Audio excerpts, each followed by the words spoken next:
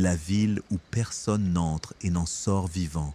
Son mur fait 40 mètres de hauteur, lisse comme un miroir, fait de cuivre pur, sans porte, sans fenêtre, sans fissure, sans brèche, une ville fermée sur elle-même, une ville qui ne veut laisser entrer personne.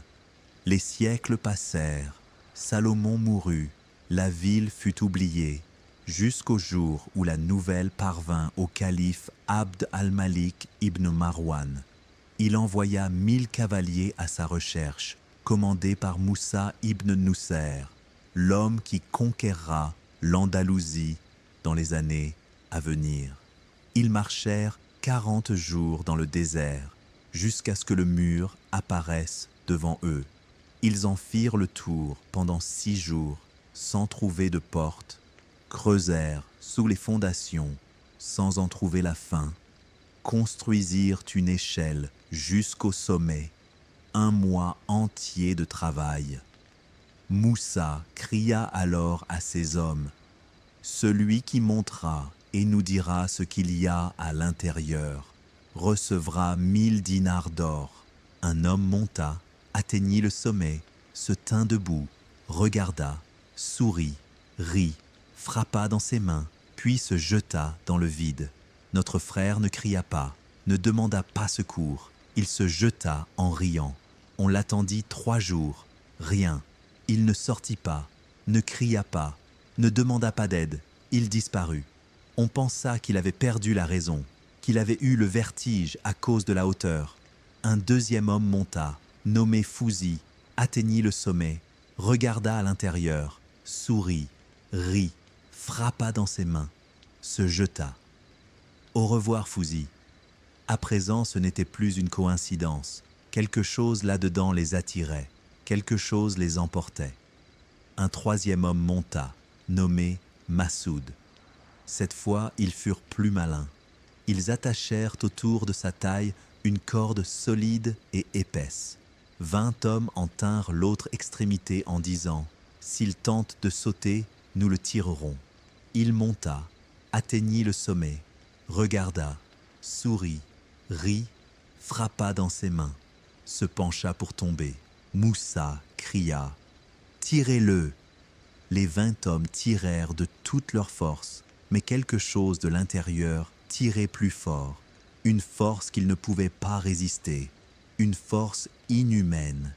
Ils tirèrent plus fort, la force tira plus fort encore, puis ils entendirent un bruit qu'ils n'oublieraient jamais.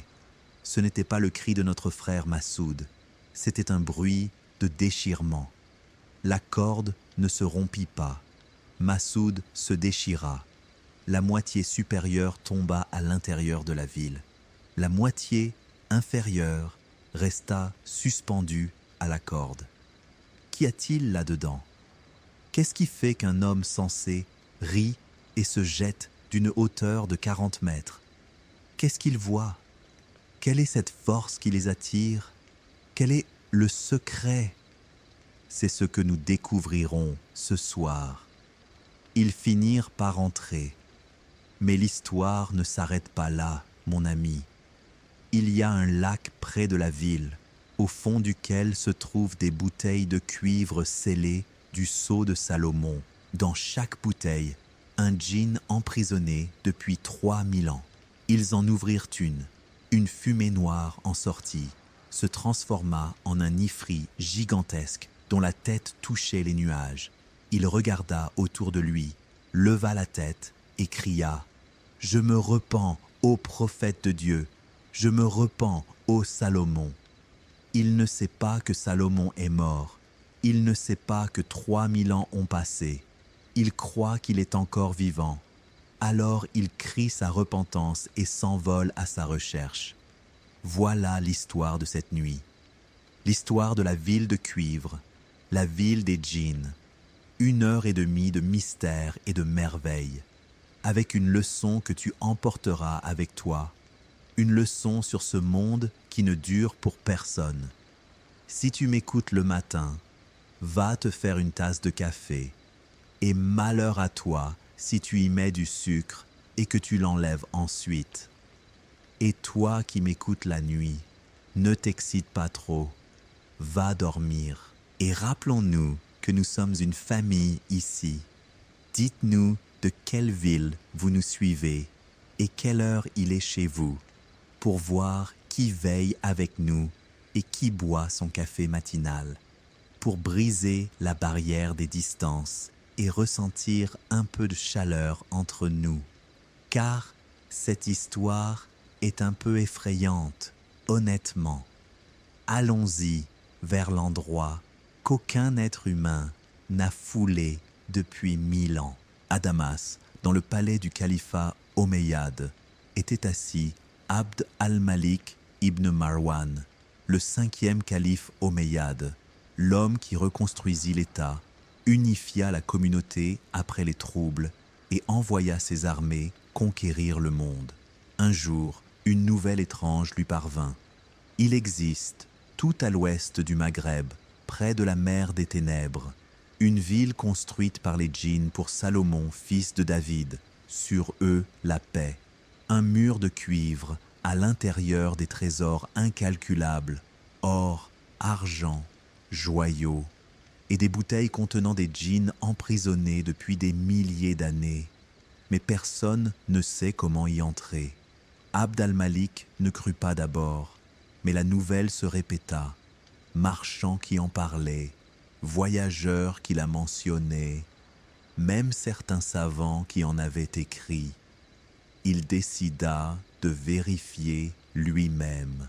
Il écrivit une lettre à son gouverneur du Maghreb, un homme nommé Moussa ibn Nusser, l'un des plus grands chefs de l'histoire de l'islam, l'homme qui conquérera l'Andalousie quelques années plus tard. La lettre disait « On m'a rapporté l'existence d'une ville de cuivre construite par les djinns pour Salomon, sur lui la paix. Va vers elle et informe-moi des merveilles que tu y verras. À toi de répondre. » La lettre arriva à Moussa ibn Nusser, alors qu'il était à Kairouan. Il la lut, réfléchit longuement, puis commença les préparatifs. Il rassembla 1000 cavaliers parmi les meilleurs de ses soldats, des hommes qui avaient vu la mort dans des dizaines de batailles sans trembler. Il rassembla des guides connaissant les routes et les pistes du désert, des traducteurs capables de lire toutes les langues, des provisions, nourriture et eau pour des mois. Il ne savait pas ce qu'il allait trouver, mais il était prêt à tout, ou du moins le croyait-il. Un jour, l'armée quitta Kairouan et le voyage commença. Ils marchèrent sur une route qu'aucun pied humain n'avait foulée auparavant. Pas de traces, pas de signes, rien que le sable, les rochers et le ciel. Le soleil brûlait le jour, le froid mordait la nuit. Jour après jour, semaine après semaine, 10 jours, 20, 30, les guides en tête, l'armée derrière. Personne ne savait combien il restait, personne ne savait même s'ils étaient sur la bonne voie. Au 40e jour, tout changea. Soudain, devant eux, une terre différente apparut. Vaste plaine, avec des sources jaillissantes, arbres verts, oiseaux qui chantaient, fleurs multicolores, comme une oasis au milieu de l'enfer.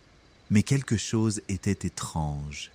Les animaux qu'ils virent n'étaient pas ordinaires. Bêtes énormes qu'ils n'avaient jamais vues, oiseaux aux couleurs étranges, insectes de taille terrifiante. L'endroit était beau, mais effrayant en même temps. Puis ils le virent de loin, quelque chose qui brillait sous le soleil. Ils s'approchèrent.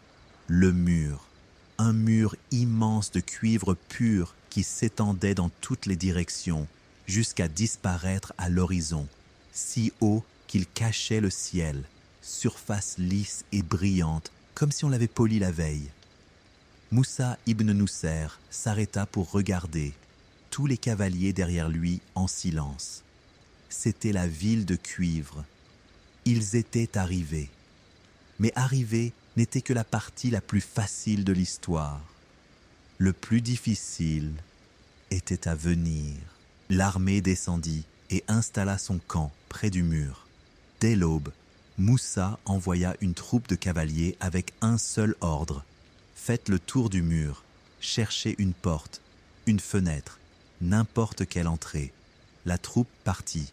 Un jour passa sans qu'ils reviennent, puis 2, 3, 4. Le 6e jour, ils rentrèrent. Moussa demanda « Qu'avez-vous trouvé ?» Ils répondirent « Rien. Nous avons fait le tour complet en 6 jours entiers. Pas de porte, pas de fenêtre, pas de fissure, pas de brèche. Le mur est une seule pièce de cuivre, comme s'il avait été coulé dans un seul moule. » Moussa réfléchit et dit « Nous creuserons. » Les ingénieurs arrivèrent et commencèrent à creuser à la base du mur. Un jour, 2, 3. Plus ils creusaient profond, plus le cuivre descendait. Ils creusèrent jusqu'à ce que l'eau jaillisse du sol et le mur continuait encore vers le bas. Les fondations étaient ancrées dans la terre comme les racines d'une montagne. Impossible de passer par-dessous. Moussa leva les yeux. 80 coudées, environ 40 mètres. Il dit « Nous construirons une échelle. » Il ordonna à ses hommes de couper les arbres des environs, d'apporter le bois. Charpentiers et forgerons travaillèrent un mois entier, 30 jours de labeur incessant, jusqu'à ce qu'une immense échelle de bois plaquée de fer soit achevée, allant du sol au sommet du mur. Ils la fixèrent au mur, la stabilisèrent.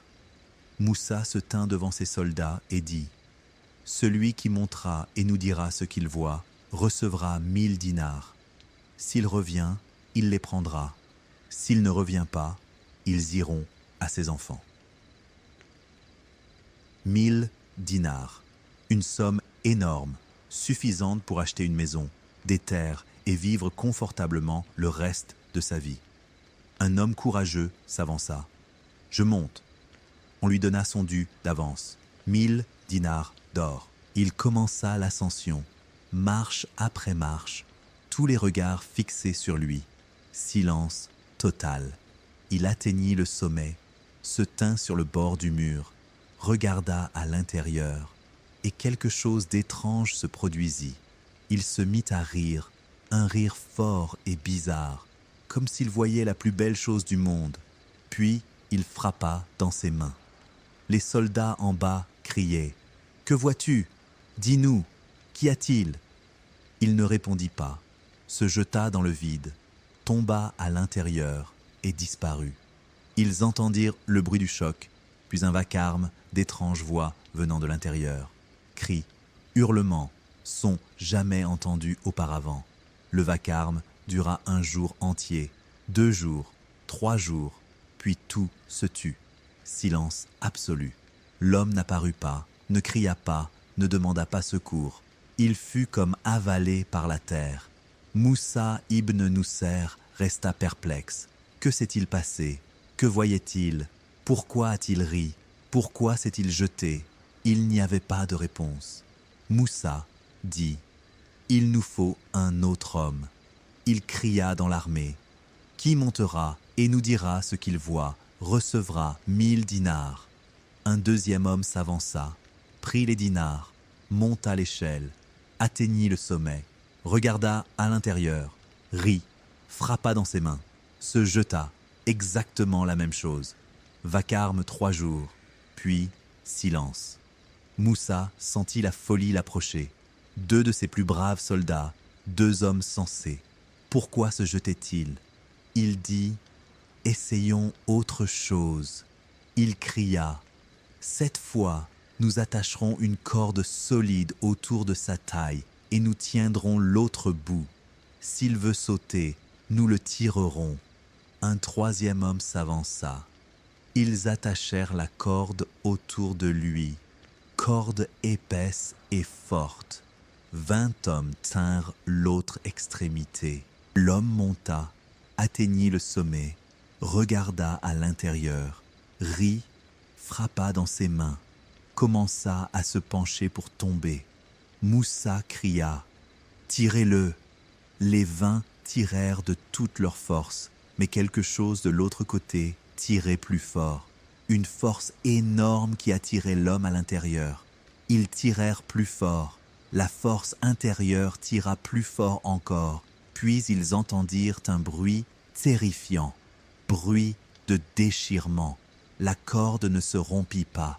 L'homme se déchira. Sa moitié supérieure tomba à l'intérieur de la ville. Sa moitié inférieure resta suspendue à la corde dehors. Ils le descendirent, regardèrent. Moitié d'hommes, sang partout. Et le vacarme recommença de l'intérieur. À cet instant, Moussa ibn Nusser comprit. Ce n'est pas une ville ordinaire. Quelque chose à l'intérieur prend tous ceux qui montent. Quelque chose leur montre ce qui les fait se jeter de leur plein gré. Magie des djinns, force qu'aucun humain ne peut affronter. Moussa dit « Nous partons », mais avant qu'il donne l'ordre du départ, un homme s'avança, un vieillard à la barbe blanche, aux traits calmes, nommé Abd as-Samad ibn Abd al-Quddus, un savant versé dans les langues anciennes, capable de lire les talismans et de comprendre les secrets. Il dit « Ô émir, je monterai. » Moussa le regarda. « Tu as vu ce qui est arrivé aux autres ?» Le cheikh répondit « Je l'ai vu, mais je sais ce qu'ils ignoraient. » Moussa hésita, puis accepta. Qu'avait-il à perdre? 3 hommes étaient morts, et la ville restait fermée. Le cheikh Abd as-Samad monta lentement, avec assurance, marche après marche. Il atteignit le sommet, se tint sur le bord, regarda à l'intérieur. Il vit 10 houris parmi les plus belles qu'un œil puisse voir, debout sur le mur intérieur, souriantes, lui faisant signe, l'invitant à descendre. Leur voix était comme de la musique. « Viens à nous, descends avec nous, le paradis. » Et il regarda en bas une mer bleue, limpide, dont l'eau brillait sous le soleil, l'invitant à sauter. C'est ce que les 3 hommes avaient vu, houris magnifique et mer. Alors, ils sautèrent. Mais le cheikh Abd as-Samad savait. Il ferma les yeux et commença à réciter le Coran. Versets du livre de Dieu, sourate de la vache, versets du trône, les 2 sourates refuge. Sa voix s'éleva au-dessus des voix des houris. Je cherche refuge auprès d'Allah contre Satan, le maudit. Au nom d'Allah, le tout miséricordieux, le très miséricordieux. Allah, point de divinité sauf lui, le vivant, celui qui subsiste. Les houris qu'ils voyaient commencèrent à s'effacer. Leurs beaux visages fondirent comme fumée. Leurs corps s'évaporèrent. Leurs voix douces se transformèrent en grincements horribles, puis disparurent. La mer bleue qu'ils voyaient en bas commença à s'assécher. L'eau se retira, le bleu devint brun puis gris, jusqu'à ce qu'il ne reste rien. Le cheikh ouvrit les yeux, regarda en bas. Plus de mer, seulement un sol dur, rochers noirs acérés, pierres pointues comme les dents d'une bête, attendant sa proie. Il regarda autour, plus d'houris, seulement le vide, murs de cuivre de tous côtés, et en bas, 3 cadavres, ceux des 3 hommes qui avaient sauté, gisant sur les rochers, corps brisés par la chute, leur sang séché sur les pierres. Mais ils n'avaient pas pourri, les insectes ne les avaient pas mangés, les bêtes ne les avaient pas dévorés. On aurait dit qu'ils étaient morts 1 heure plus tôt seulement. Le cheikh Abd as-Samad comprit tout, la magie. C'était cela qui se passait. La pierre de l'illusion, il en avait entendu parler dans les anciens livres.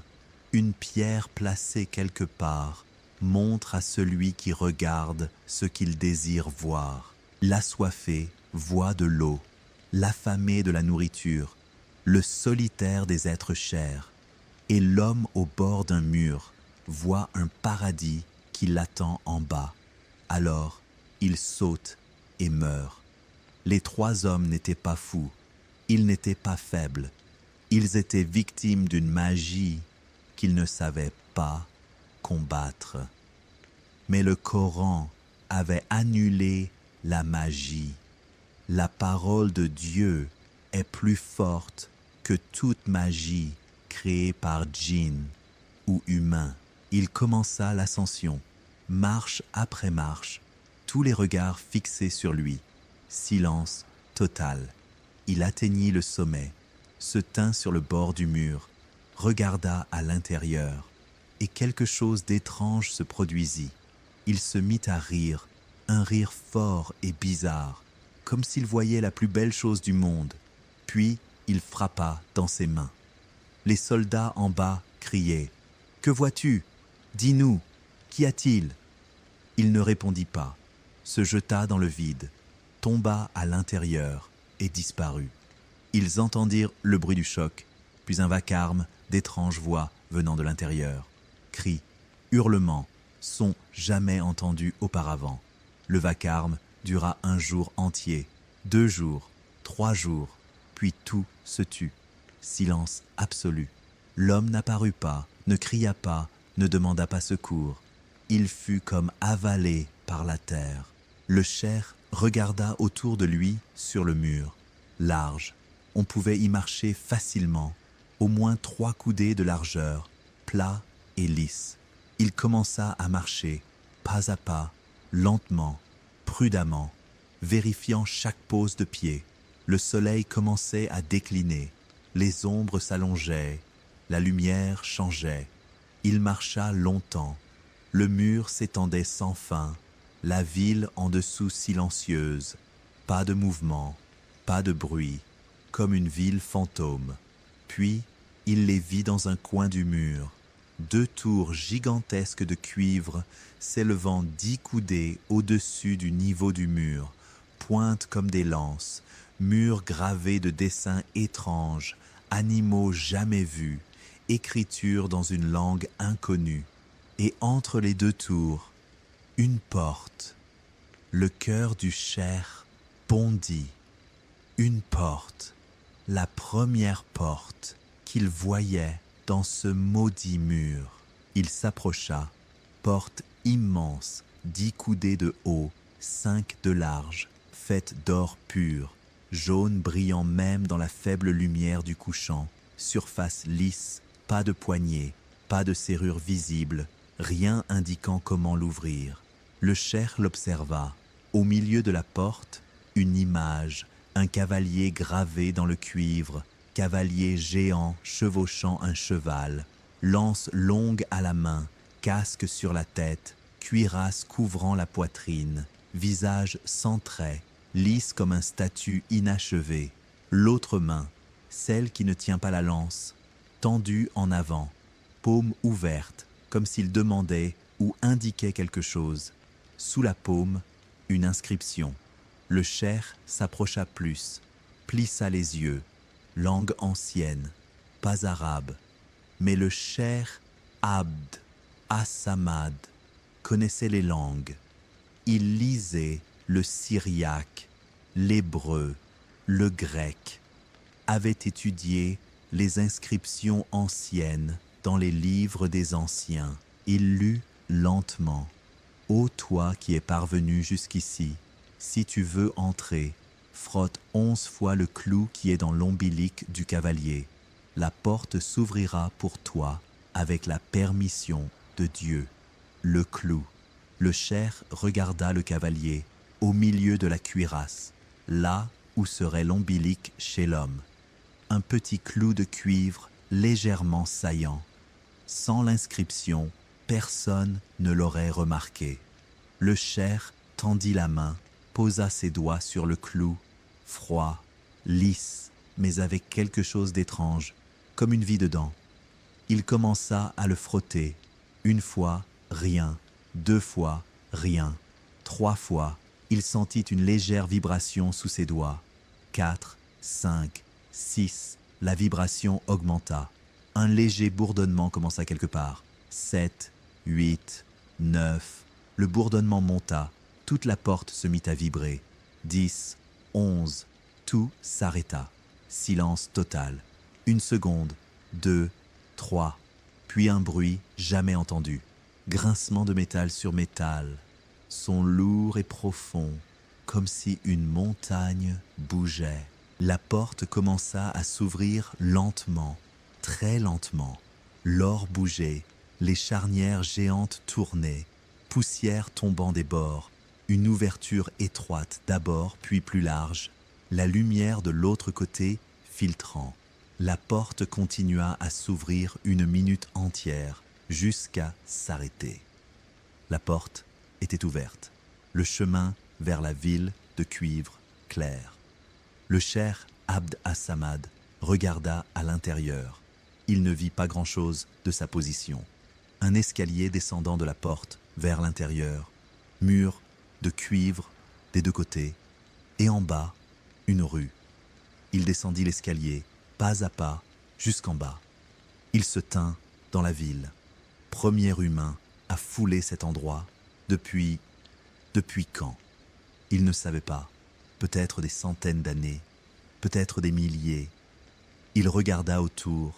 Rue large, pavée de pierres lisses, bâtiments des 2 côtés, certains d'1 étage, d'autres de 2 ou 3, portes fermées, fenêtres sombres, et aucun son du tout.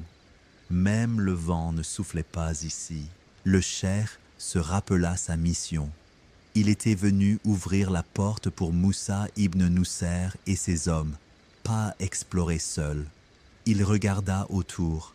La porte d'or par laquelle il était entré était en haut du mur, mais il devait y avoir un moyen de sortir par en bas. Il chercha, marcha dans la rue, regardant à droite et à gauche, cherchant une porte vers l'extérieur. Il en trouva une, porte immense dans le mur même, au niveau du sol, fermée par un verrou de fer de l'intérieur. Il leva le verrou, poussa. La porte s'ouvrit. De l'autre côté, il vit les visages des hommes de Moussa ibn Nusser qui attendaient. Quand ils le virent, ils crièrent « Allah Akbar, il est sauvé !» Moussa ibn Nusser accourut. « Que s'est-il passé? Que as-tu vu ?» Le cheikh répondit « Magie, ô émir, magie qui montre à celui qui regarde ce qu'il désire voir. » Les 3 hommes virent un paradis et sautèrent. Mais le Coran a annulé la magie. Moussa demanda « Et la ville ?» Le cheikh « Elle est ouverte maintenant. La porte est ouverte. » Moussa regarda la porte, regarda ses hommes, regarda le ciel. Le soleil s'était couché, la nuit tombait. Il dit « Nous attendrons l'aube, nous n'entrerons pas dans l'obscurité. » Ils installèrent leur camp devant la porte cette nuit-là. 1000 hommes dormant aux portes de la ville des djinns. Mais personne ne dormit bien. Le silence venant de la ville était plus effrayant que n'importe quel bruit. Quelque chose là-dedans attendait, observait, se préparait. À l'aube, ils prièrent la prière de l'aube en groupe, puis se préparèrent. Moussa ibn Nusser divisa ses hommes. 500 entrent avec moi. 500 restent ici pour garder le camp et les chevaux. Si nous ne sortons pas avant le coucher du soleil, attendez 1 jour de plus. Si nous ne sortons pas après 3 jours, partez, retournez au calife et racontez-lui ce qui s'est passé. Les hommes acquiescèrent. Le cheikh Abd as-Samad en tête, ils entrèrent. La première chose qu'ils remarquèrent, le silence. 500 hommes marchant, 500 paires de pieds foulant les pierres, chevaux hennissant, épées heurtant les cuirasses, tant de bruit qui aurait dû remplir l'espace, mais le silence était plus fort. Les sons sortaient, puis disparaissaient, comme si la ville les avalait. L'air ici était différent, plus lourd, plus dense, ne portant pas le son comme l'air ordinaire. Ils avancèrent dans la rue principale, large, au moins 20 coudées, pavée de pierres carrées régulières, chaque pierre de la taille d'une poitrine d'homme, lisse et propre comme si on l'avait balayée la veille. Des deux côtés, bâtiments de toutes formes et tailles, certains modestes, certains luxueux, murs de pierre sculptées, certains plaqués de cuivre, certains ornés d'or et d'argent, portes fermées, fenêtres ouvertes mais sombres, pas de lumière dedans, pas de mouvement, pas de vie. Puis, ils virent le premier. Un soldat s'arrêta soudain, cria « Ô émir, il y a quelqu'un !» Tout le monde s'arrêta, tout le monde regarda.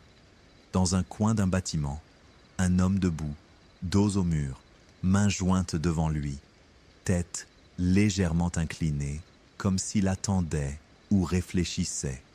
Moussa ibn Nusser leva la main, ordonna le silence, s'approcha lentement. L'homme ne bougea pas, plus près encore, toujours immobile. À 2 coudées de distance, Moussa regarda son visage, yeux ouverts, fixant devant mais ne voyant rien, peau pâle mais intacte, sans rides ni craquelures, vêtements luxueux de soie et lin propre, mais il ne respirait pas, poitrine immobile.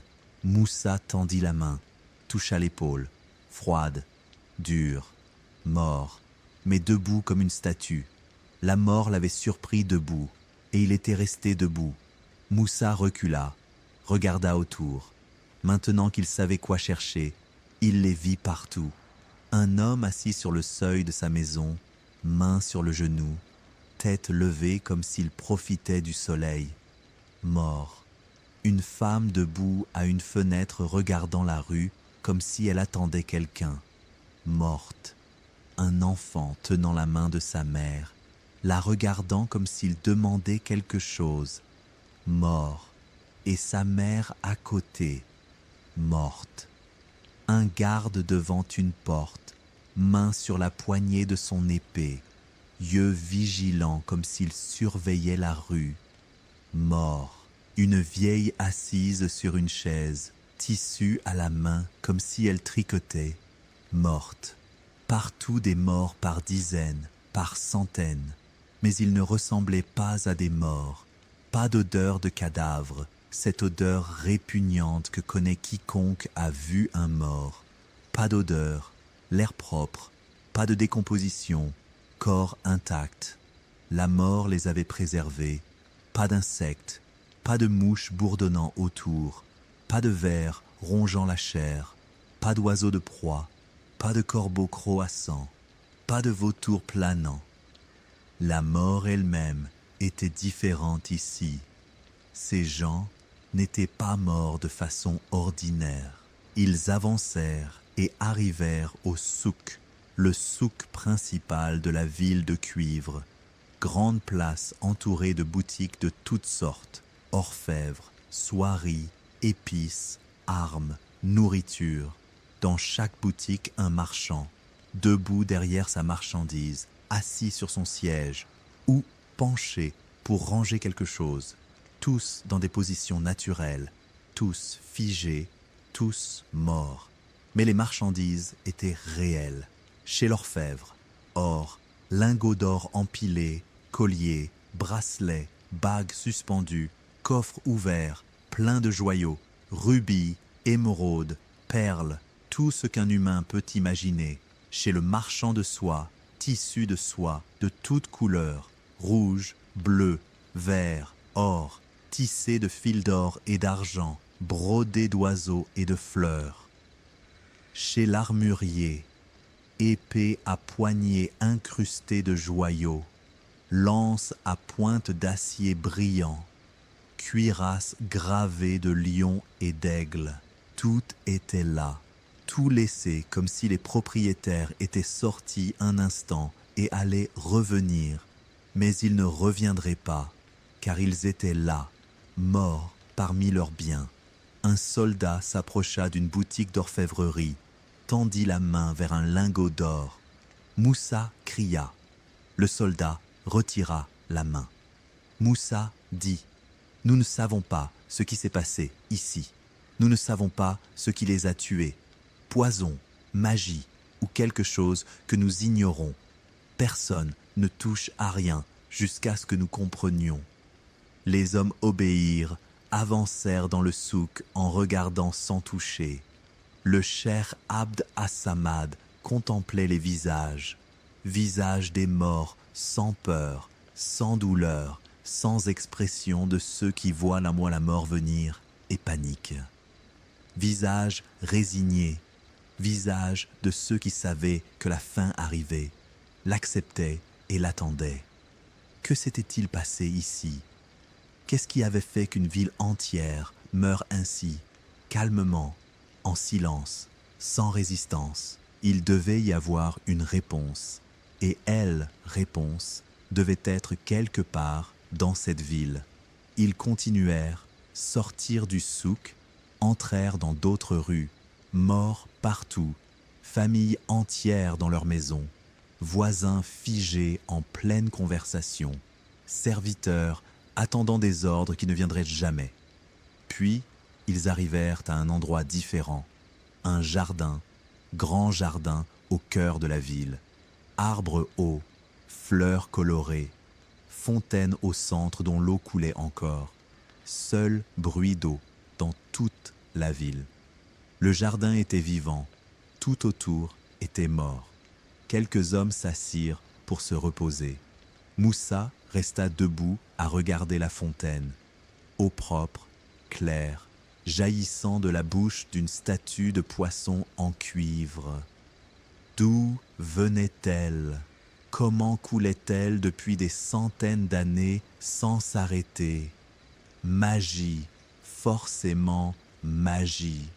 Toute cette ville était bâtie sur la magie. Après le jardin, ils la virent, le palais, dominant tout le reste de la ville, colonnes gigantesques de marbre blanc, murs de pierre polie, portes plaquées d'or, fenêtres de verre coloré, larges escaliers montant à l'entrée. Sur les escaliers, dizaines de gardes en rang parfait, cuirasses brillantes, épées dégainées, yeux fixant devant comme s'ils attendaient un ennemi.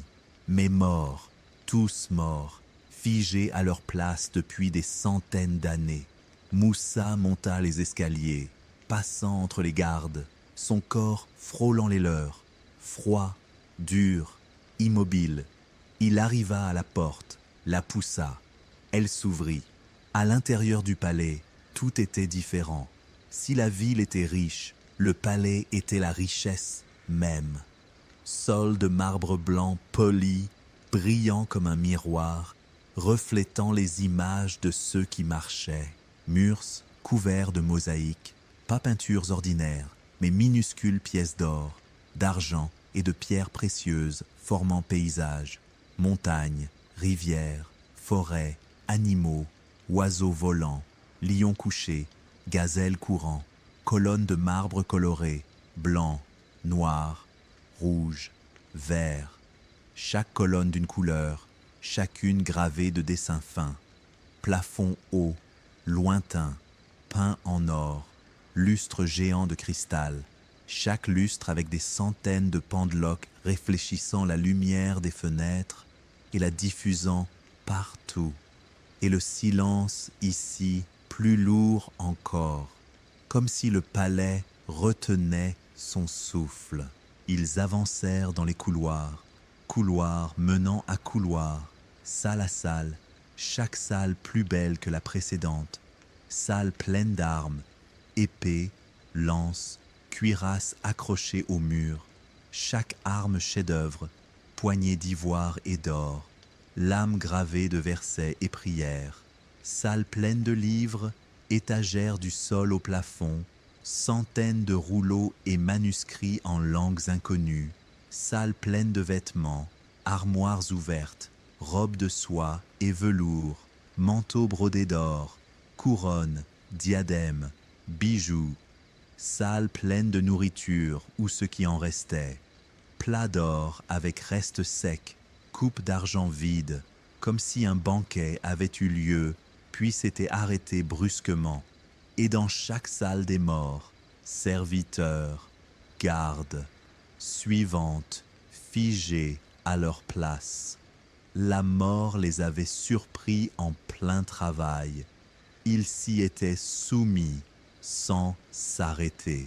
Puis ils arrivèrent à la grande salle, la salle pour laquelle tout le palais avait été bâti, immense, la plus grande qu'aucun d'eux ait vue, 100 coudées de long au moins, 50 de large, plafond si haut qu'il se perdait dans l'ombre, murs entièrement couverts d'or pur, du sol au plafond, gravés de soleil, lune et étoiles, comme si tout le ciel était sur ces murs, sol couvert de tapis de soie épais, brodés de fils d'or, s'étendant de la porte jusqu'au fond.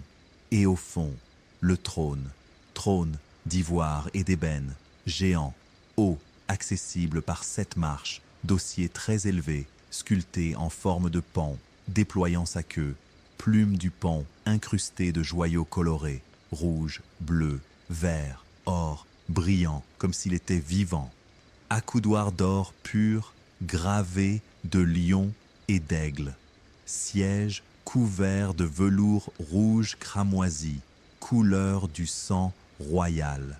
Et sur le trône était assise une femme, pas comme toutes celles que Moussa ibn Nusser avait vues dans sa vie, assise avec la majesté des reines, dos droit, épaules relevées, tête haute, mains sur les accoudoirs, comme si elle recevait des délégations en audience officielle.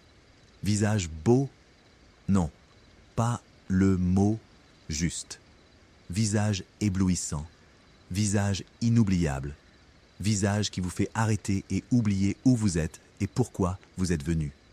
Peau pure comme sculptée dans le marbre blanc, sans défaut, sans rides, sans taches. Lèvres rouges comme grenades mûres, nez droit et fin, sourcils arqués parfaitement, et ses yeux, ouverts, regardant devant, noirs et grands avec un éclat étrange. Et là, quelque chose arrêta le cœur de chaque homme dans la salle. Les yeux bougèrent, regardèrent à droite, à gauche, les regardèrent. Certains soldats crièrent, certains reculèrent, certains posèrent la main sur leur épée. L'un dit « Elle est vivante, la reine est vivante ». Moussa leva la main, ordonna le calme, s'approcha du trône. 1 pas, 2, 3, monta les marches. 1, 2, 3, 4, 5, 6, 7, jusqu'à se tenir directement devant elle. Il regarda dans ses yeux. Il le regardait, suivait son mouvement. Mais la poitrine ne bougeait pas, elle ne respirait pas, les lèvres ne bougeaient pas, elle ne parlait pas. Les mains sur les accoudoirs n'avaient pas bougé depuis leur entrée. Moussa tendit la main, toucha sa main, froide comme pierre, dure comme bois, morte. La reine était morte, mais ses yeux bougeaient. Comment? Le cheikh Abd as-Samad monta à côté de Moussa, observa longuement les yeux, puis comprit. « Mercure, dit-il. »« Moussa. »« Quoi ?» Le cheikh. Derrière les yeux, 2 boules de mercure. Le mercure est liquide lourd, bouge à la moindre vibration. L'air que nous apportons, nos pas sur le sol, tout petit mouvement fait bouger le mercure. Donc, les yeux semblent regarder. Ruse astucieuse. Celui qui enterra cette reine voulut que ses yeux restent vivants même après sa mort, et il y parvint.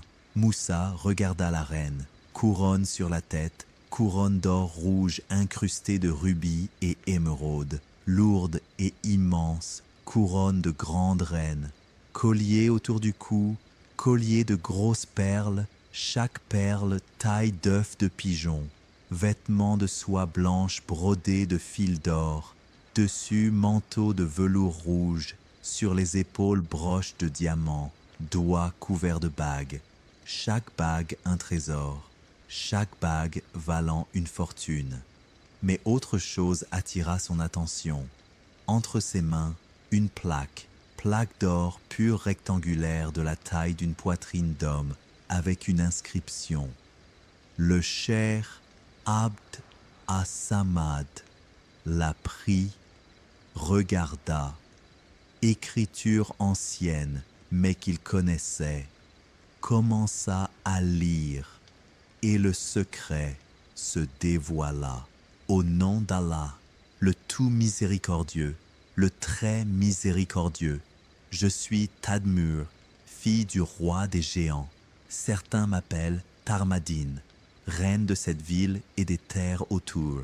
J'ai régné sur ce qu'aucune femme avant moi n'avait régné. J'ai hérité le royaume de mon père de son père, ainsi de suite jusqu'au commencement. Mes armées étaient innombrables, mes cavaliers remplissaient les plaines quand ils chevauchaient, mes soldats couvraient les montagnes quand ils marchaient. Mes palais étaient innombrables, dans chaque ville un palais, dans chaque palais un trésor, dans chaque trésor de quoi acheter des royaumes. Mes serviteurs et mes suivantes par milliers, chacune plus belle que l'autre, chacun plus habile que l'autre. J'ai vécu dans un luxe indescriptible. Tout ce que je désirais m'était apporté. Tout ce que je souhaitais se réalisait. Je crus que cela durerait toujours. Je crus que ce monde resterait ainsi à jamais. Mais ce monde ne dure pour personne. Vint la première année de sécheresse. Pas de pluie, ciel clair bleu magnifique mais sec, pas de nuages, pas de gouttes. Nous dîmes, une année, nous patienterons, nous avons assez. Vint la deuxième année, pas de pluie, puis commencèrent à s'assécher, rivières à diminuer, récoltes à mourir. Nous dîmes, 2 ans, nous patienterons plus, nous avons encore des réserves. Vint la troisième année, pas de pluie, animaux commencèrent à mourir, bétail d'abord, puis chevaux, puis chiens et chats. Tout ce qui a besoin d'eau commença à mourir. Nous mangeâmes les bêtes mortes. Vint la quatrième année, pas de pluie, les gens commencèrent à mourir, faibles d'abord, enfants, vieillards, malades, puis les forts. La faim est un tueur lent. Elle prend chaque jour un morceau de toi jusqu'à ce qu'il ne reste rien. Vint la cinquième année, pas de pluie, la moitié de mon peuple mourut, l'autre moitié agonisait de faim.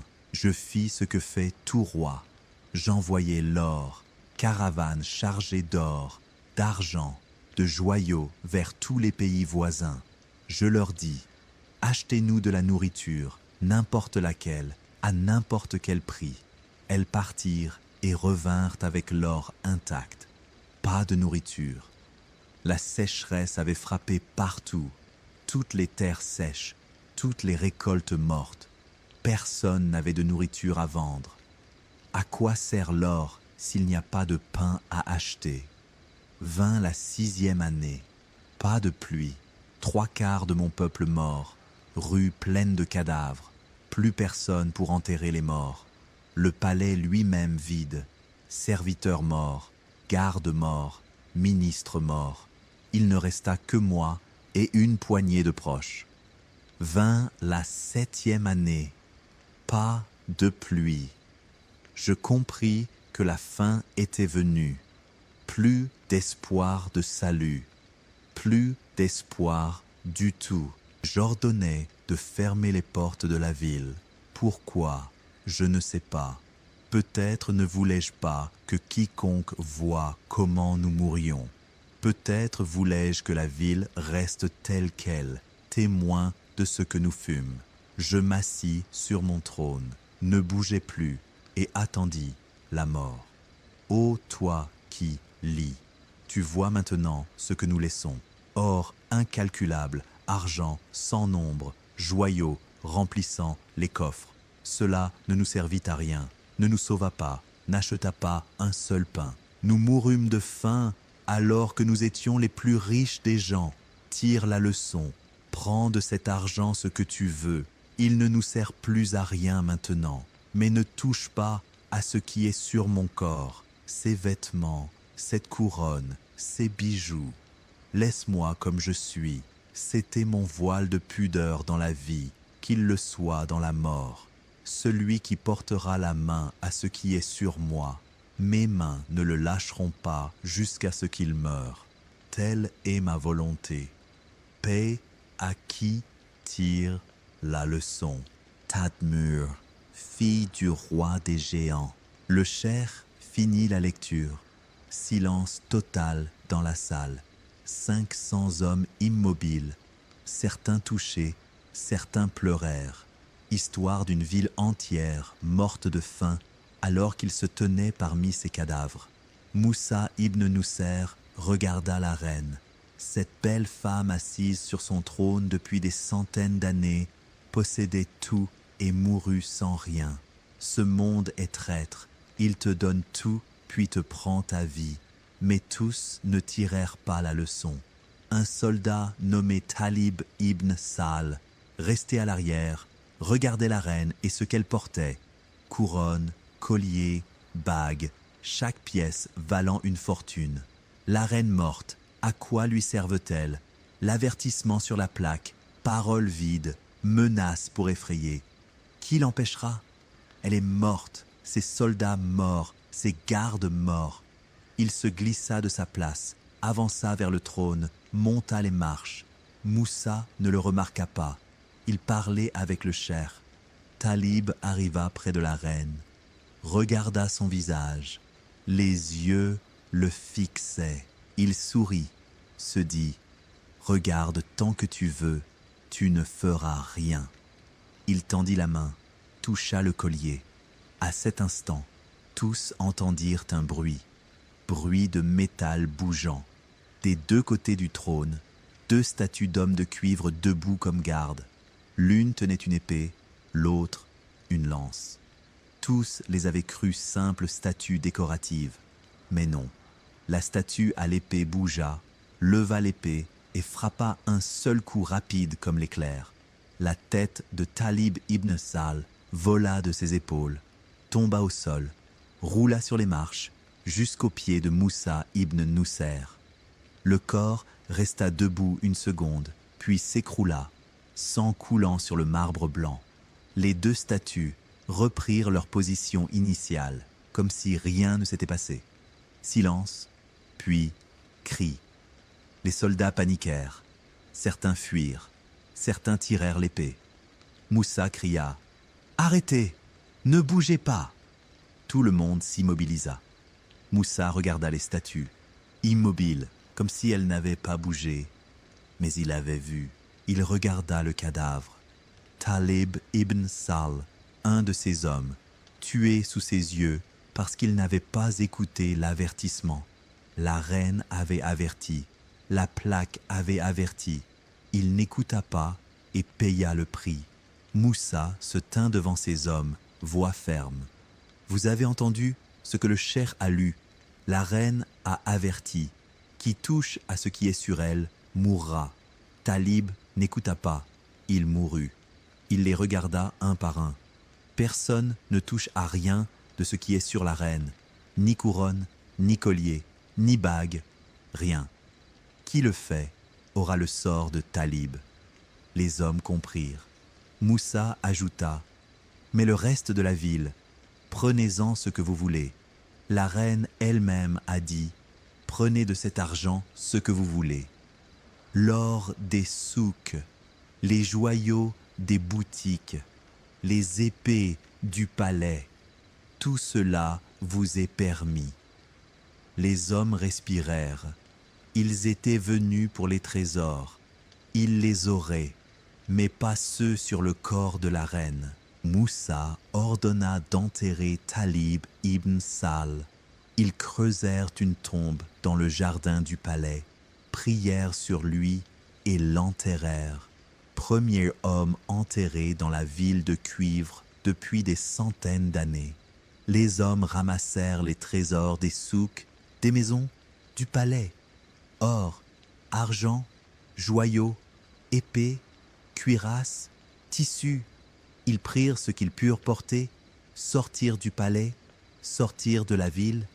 La porte ouverte par le cher restait ouverte. Ils passèrent, les 500 restés dehors, les accueillirent, heureux de voir leurs compagnons vivants, plus heureux encore de voir les trésors. Mais Moussa ibn Nusser n'avait pas fini. Il se rappela la lettre du calife Abd al-Malik ibn Marwan. Il ne l'avait pas envoyée seulement pour la ville, il y avait une autre mission.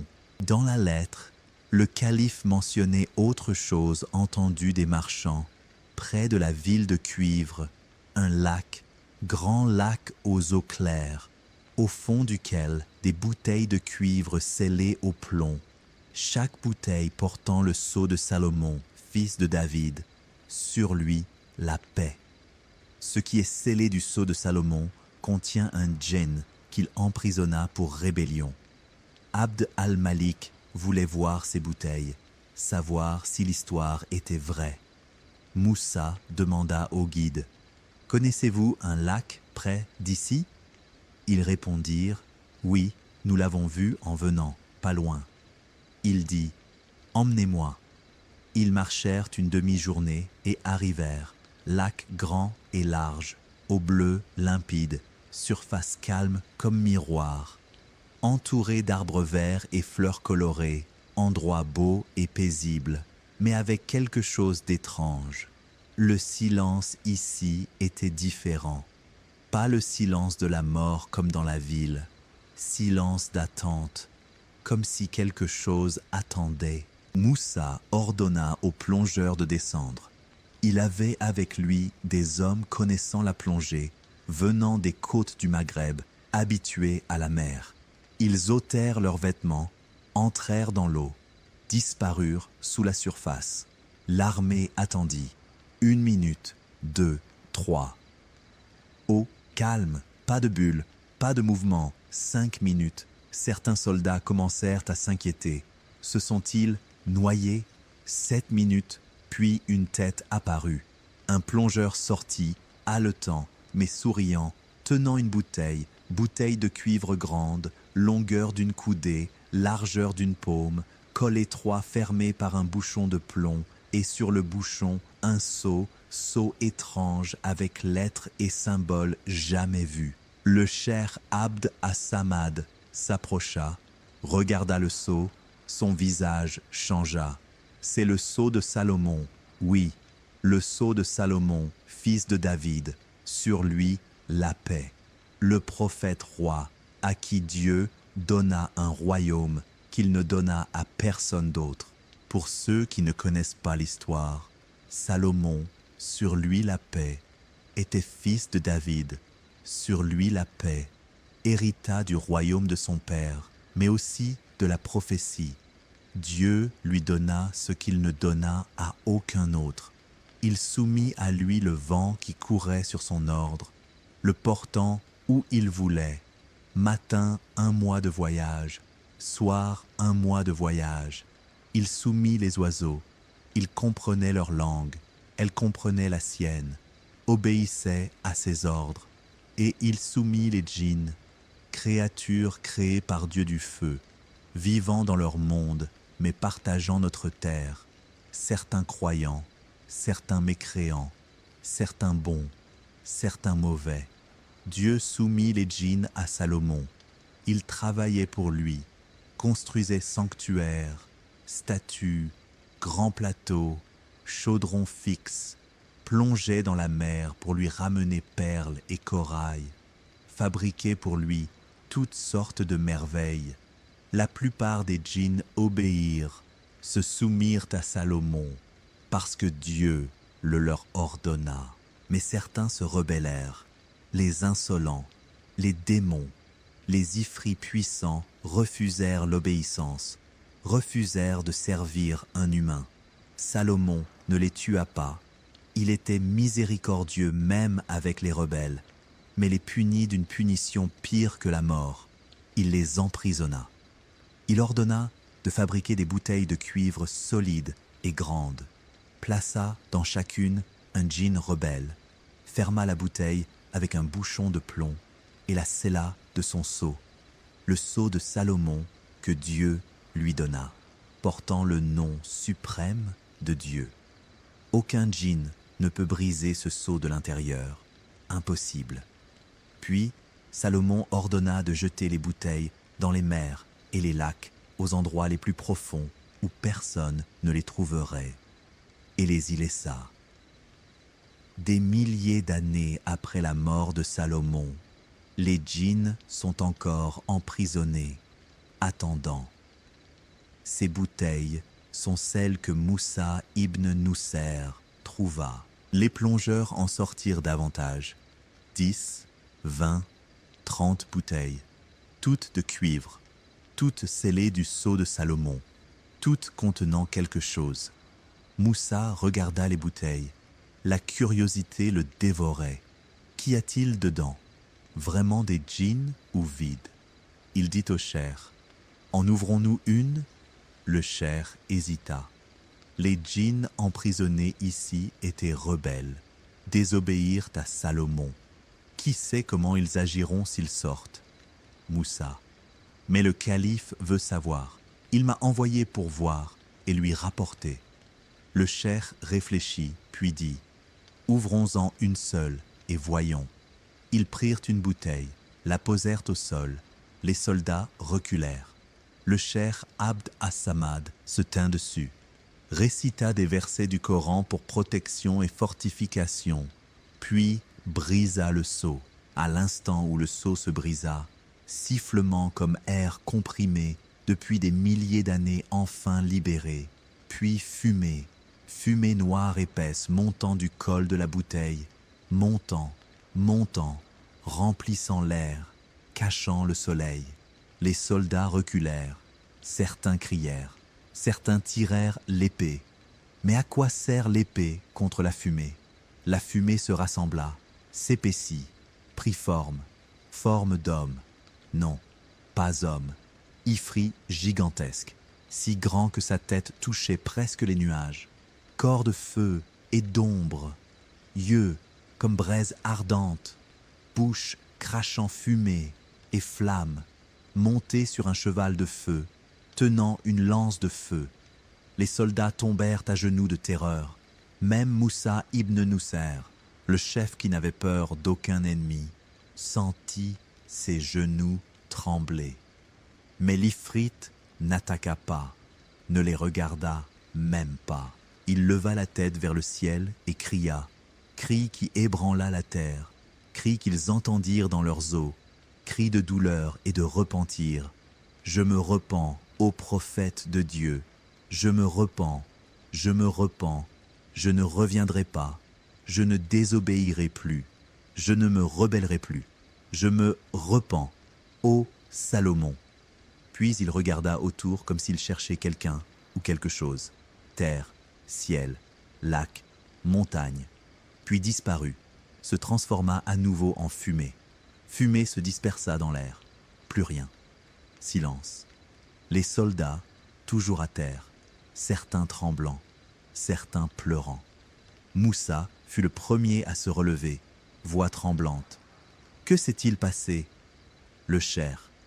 C'est un djinn parmi ceux que Salomon emprisonna. Moussa. Pourquoi a-t-il crié ainsi? Le cheikh. Emprisonné depuis des milliers d'années, il croit que Salomon est encore vivant, croit qu'on l'a libéré pour le tester. Alors il cria sa repentance. Moussa. Et où est-il allé, le cheikh? Je ne sais pas.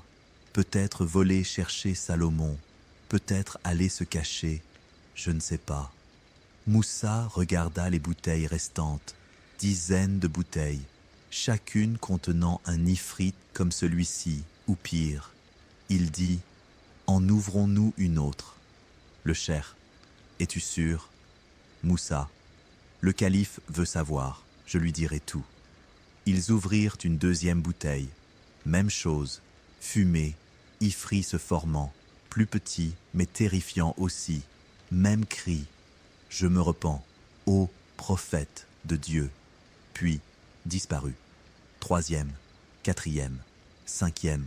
Chaque ifrit sortait, criait sa repentance et disparaissait, comme s'ils attendaient tous ce moment, le moment de la libération, le moment de proclamer leur regret. Puis quelque chose de différent arriva. Alors qu'ils se reposaient après avoir ouvert les bouteilles, ils entendirent une voix venant du lac. Paix sur vous.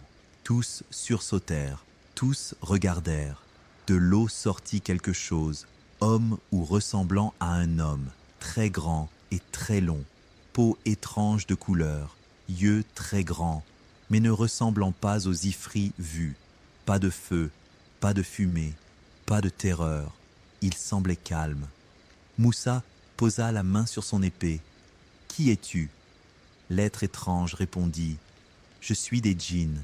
J'étais emprisonné dans ce lac. » Moussa: « Es-tu de ceux que Salomon emprisonna » Il répondit: « Non, je suis différent, emprisonné pour une autre raison. » Moussa: « Pourquoi es-tu sorti maintenant » Le djinn: « Je vous ai entendu invoquer Dieu, réciter le Coran. Je vous ai pris pour cet homme. » Moussa: « Quel homme » Le djinn: « Un homme qui vient à ce lac une fois par an, s'assoit sur la rive, invoque Dieu, le glorifie, demande pardon, reste des heures, puis repart. » Moussa: « Qui est-il » Le djinn: « Je ne connais pas son nom, mais c'est un homme pieux. Une lumière sort de lui. Nous les djinns la voyons. Lui ne nous voit pas. » Moussa s'étonna. Un homme pieux vient chaque année à cet endroit oublié pour invoquer Dieu. Qui pouvait-il être? Il n'eut pas de réponse. Puis, le djinn posa une question étrange. « Où est Salomon » Moussa le regarda. « Salomon » Le djinn: « Oui, Salomon, fils de David, prophète de Dieu, le grand roi. Où est-il » Moussa: « Salomon est mort. » Le djinn s'arrêta. « Mort » Moussa: « Il y a des milliers d'années. » Le djinn regarda autour. « Je ne vois pas la splendeur de son royaume. Je ne vois pas la grandeur de son pouvoir. Où sont ses armées? Où sont ses palais ?» Moussa: « Tout est fini. Salomon est mort et son royaume finit après lui. » Le djinn se tut longuement puis dit: « Gloire à Dieu. Tout est éphémère. Tout royaume est éphémère. Il ne reste que la face de ton Seigneur, plein de majesté et de noblesse. » Puis il redescendit dans l'eau et disparut comme s'il n'avait jamais existé. Moussa resta longtemps à regarder le lac. Au calme, plus trace du djinn, plus trace de rien. Il se tourna vers ses hommes. « Nous rentrons. » Ils prirent quelques bouteilles pour les montrer au calife, remirent les autres dans le lac. Il n'était pas sage de libérer tous ces djinns dans le monde. Certains peut-être repentis, d'autres, qui sait. Ils commencèrent le retour. 40 jours dans le désert encore, mais cette fois chargés de trésors, hors de la ville de cuivre, bouteilles du lac de Salomon, et des histoires que personne ne croirait. Ils arrivèrent à Caïrouan. Moussa écrivit une longue lettre à Abd al-Malik ibn Marwan, lettre remplissant des pages.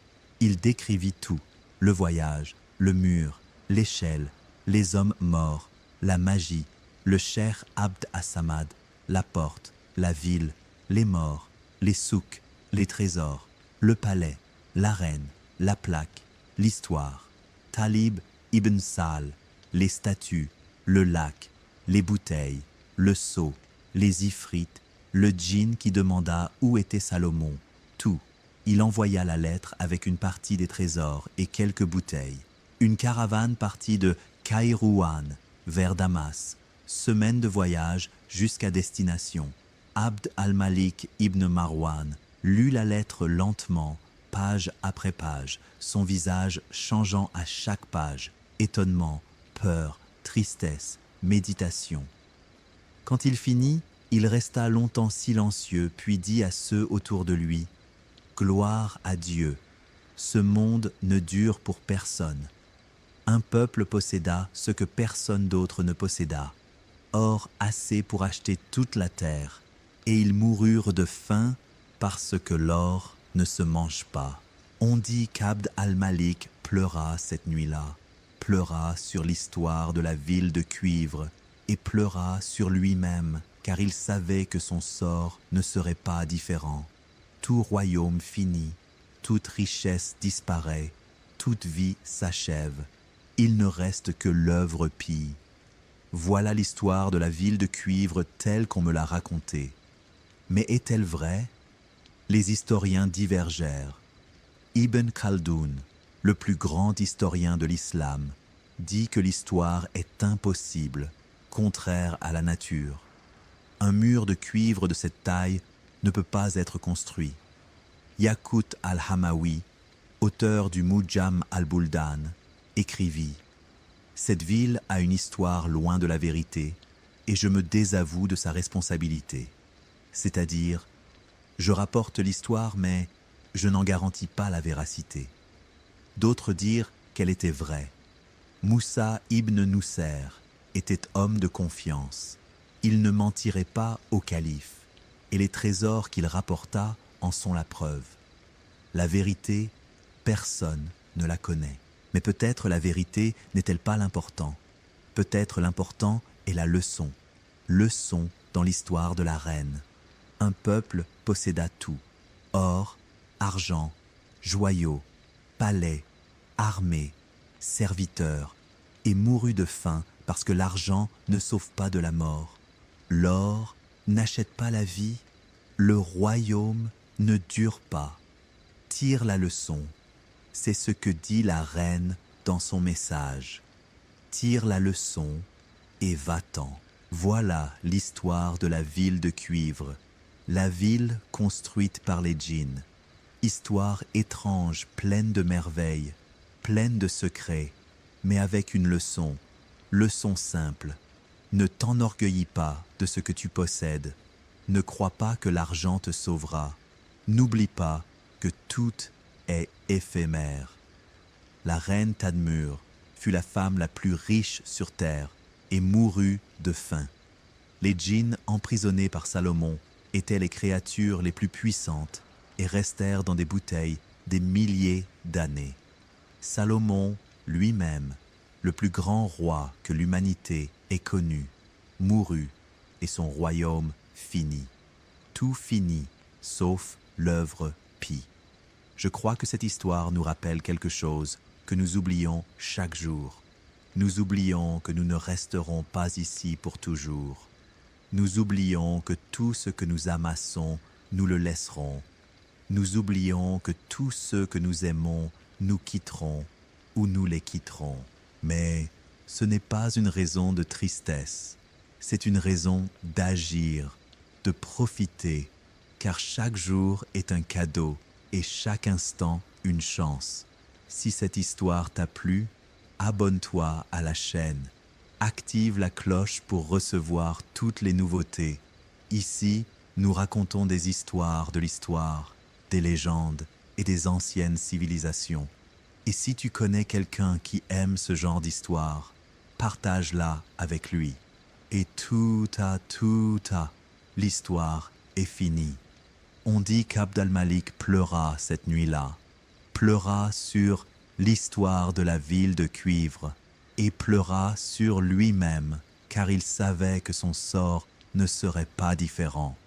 Tout royaume finit, toute richesse disparaît, toute vie s'achève, il ne reste que l'œuvre pie.